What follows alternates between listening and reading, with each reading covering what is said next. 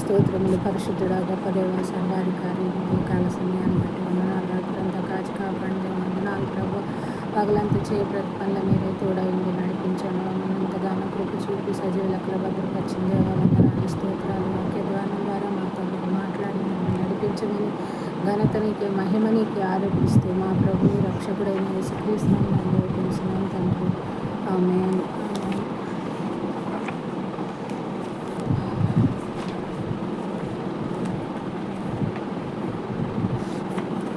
నన్ను నడిపే యేసయ్యా, నన్ను కాచే మెస్సయ్యా, నన్ను నడిపే యేసయ్యా, నన్ను కాచే మెస్సయ్యా, నీకే స్తోత్రములు, నీకే స్తోత్రములు.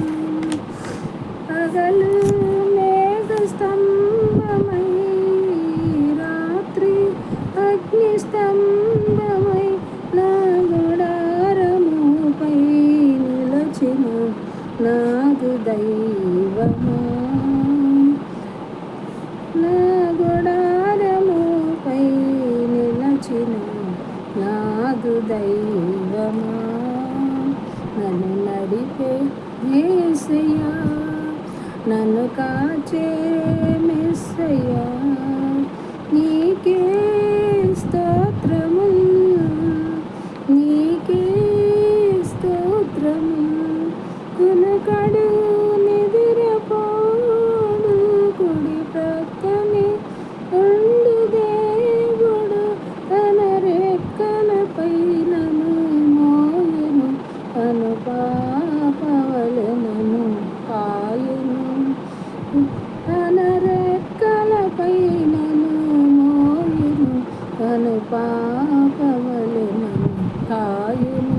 నన్ను నడిపే యేసయ్యా, నన్ను కాచే మెస్సయ్యా, నీకే స్తోత్రములు, నీకే స్తోత్రములు. నన్ను నడిపే యేసయ్యా, నన్ను కాచే మెస్సయ్యా. హల్లెలూయా. దేవునికి స్తోత్రం కలుగును గాక. 121వ కీర్తన ధ్యానించుకుందాం. నా ప్రియ సహోదరులు సహోదరులకు వందనాలు చెల్లిస్తున్నాను తండ్రి. ఈ వాక్యం వింటున్న ప్రతి ఒక్క బిడ్డను బట్టి దేవునికి స్తుతి స్తోత్రాలు. దేవుని వాక్యము ఎంతో శక్తివంతమైంది, బలమైంది. ఆయన కొండా కొడైన దేవుడు, ఆయన మనకి కృప చూపిన దేవుడు, ప్రభుడు మహోన్నతుడు, పరిశుద్ధ దేవుడు ఆయన. మరి 121వ కీర్తన ధ్యానించుకున్నాం. కొండల తట్టు నా కన్నులు ఎత్తుచున్నాను, నాకు సహాయం ఎక్కడి నుండి వచ్చును?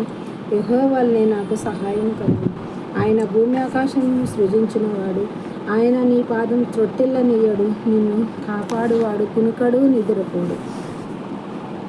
ఇశ్రాయేలు కాపాడువాడు కునుకడు నిద్రపోడు. యెహోవాయే నిన్ను కాపాడువాడు, నీ కుడి ప్రక్కన యెహోవా నీకు నీడగా ఉండును. పగలు ఎండ దెబ్బైనను నీకు తగులదు, రాత్రి వెన్నెల దెబ్బైనను నీకు తగులదు. ఏ అపాయమును రాకుండా యెహోవా నిన్ను కాపాడును, ఆయన నీ ప్రాణమును కాపాడును. ఇది మొదలుకొని నిరంతరం నీ రాకపోకల్లో యెహోవా నిన్ను కాపాడును. దేవుడి వాక్యం దీవించును గాక. దావీదు రాజు దేవుని సన్నిధిలో ఏ విధంగా ప్రార్థిస్తున్నాడంటే, కొండల తట్టు, కొండలకు పైగా ఉన్న దేవుడు యెహోవాయే. ఆకాశమందున్న దేవుడు, సర్వశక్తిమంతుడు, సృష్టికర్త అయిన దేవుడు, ఆది అంతం లేని దేవుడిని మనం ఆరాధించుకుంటున్నాం. ఎందుకంటే ఆయన పిండమునయుండగానే మనం చూసిన దేవుడు, మనల్ని పుట్టించిన దేవుడు, పోషించిన దేవుడు, కాపాడుచున్న దేవుడు ఆయనే.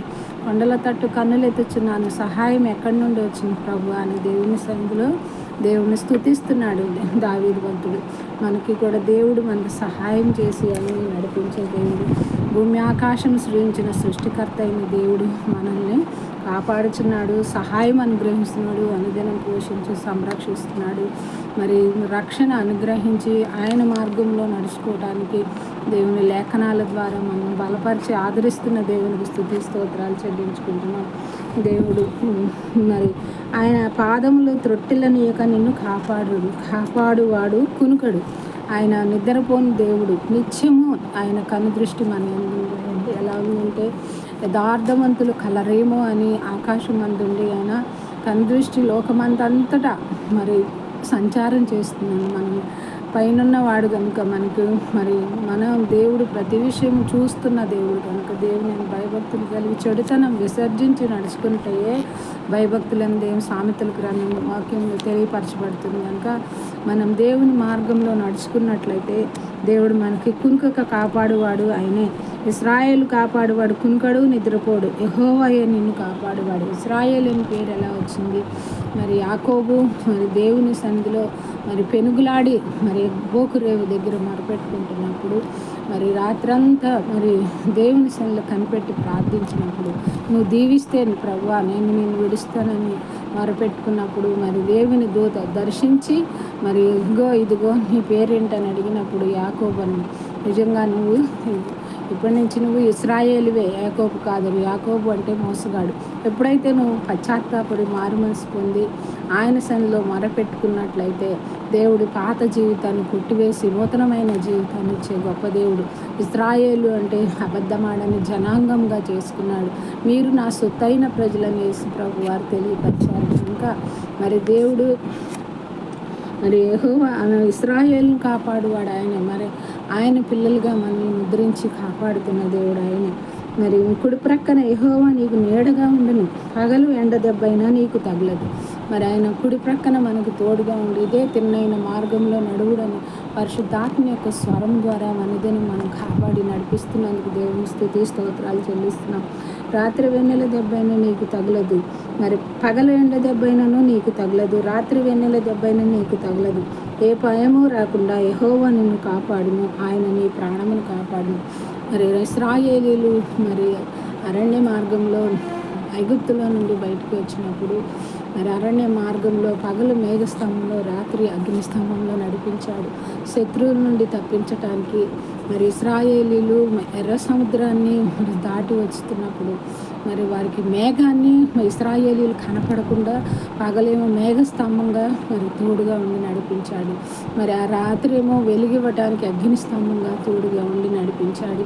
శత్రువులు ఎర్ర సముద్రంలో ముంచివేసి ఒక్కళ్ళు కూడా ఎర్ర సముద్రంలో వండుకుని ఇశ్రాయేలందరూ ఒడ్డుకు వచ్చిన తర్వాత ఐగుప్తులు కూడా అలాగే ఎర్ర సముద్రంలో నుండి ప్రయాణమై వస్తున్నారు. కానీ అందరినీ కూడా ఒక్కడిని కూడా మిగలకుండా ఎర్ర సముద్రంలో 2 పాయలుగా చేసిందని ముంచివేశాడు ప్రభు.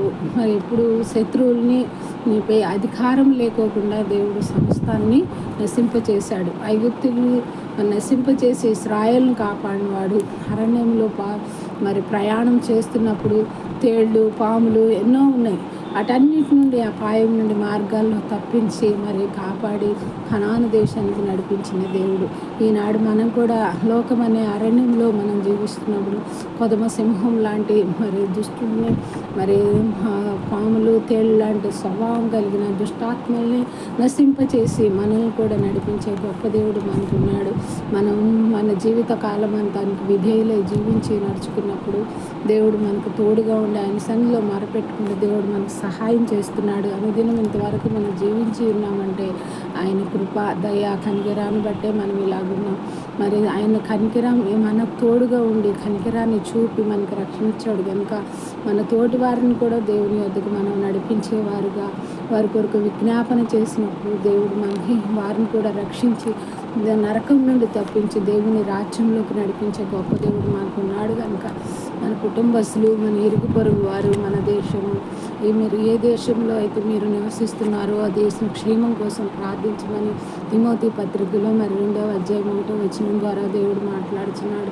మరి దేవుడి వాక్యం ద్వారా మనం దర్శించి మరి ఆదరించిన దేవుడు మన దేశాన్ని మన రాష్ట్రాన్ని మన పట్టణాలని దేవుడు దీవించి కాపాడును గాక.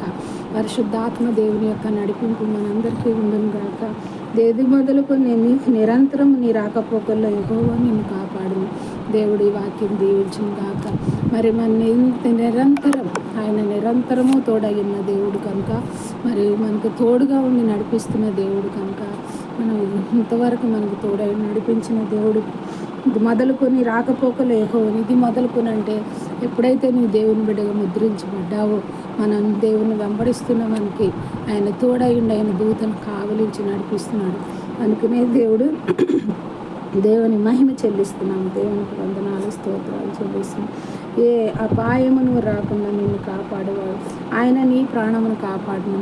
మత్తయి సువార్త 11:2 వచ్చిన ప్రయాసపడి భారం మోసుకుని వారులారా నా ఎదుకు రండి, మీకు విశ్రాంతిని ఇస్తుంది. మన ప్రయాస, మన భారము అంతా ఆయన పాదాలు చెంతను పెట్టి మరి ఆయన మార్గంలో నడుచుకుంటూ మన సమస్యలు అన్నీ తీర్చు. సమస్య కంటే గొప్ప దేవుడు, మరి సమస్త సృష్టిని సృష్టించి ఏలుచున్న దేవుడు, మనల్ని కూడా ఏలుచున్న దేవుడు. ఆయన అధికారం కింద మనం నడుచుకుంటే మన భారాలన్నీ కూడా తొలగించే దేవుడు ఆయనే. అంతేకాకుండా ఇదిగో నేను సాత్వికుడిని, దీన మనసు గలవాడిని కనుక నా ఎద్దుకు వచ్చి నా బోధ నేర్చుకుంటున్నాను. సాత్వికమైన మనసును మనం ధరించుకునేవారుగా ఆయన బోధకు లోబడి నడుచుకునే బిడ్డలుగా ఉంటే మనకి మన ప్రాణానికి విశ్రాంతిని, నెమ్మదిని ఇస్తానన్నాడు. మన ప్రాణాన్ని కాపాడువాడు ఆయనే. మన ప్రాణం ఆయన ఇచ్చింది. ఆయన దేవుడు మనకి మరి రక్షణ ఇచ్చి భూమి మీద మనం జీవించినంత కాలము కూడా ఆయన సాక్షి బిడ్డలుగా, ఆయన మహిమార్థమై జీవించే బిడ్డలుగా మనం ఉన్నప్పుడు మన ఆత్మ దేవుని సన్నిధిలో నిత్యం ఉండే గొప్ప ధన్యతను మనకి ఇచ్చాడు. దేవుడు వాక్యం దీవించిన గాక. ఆమేన్.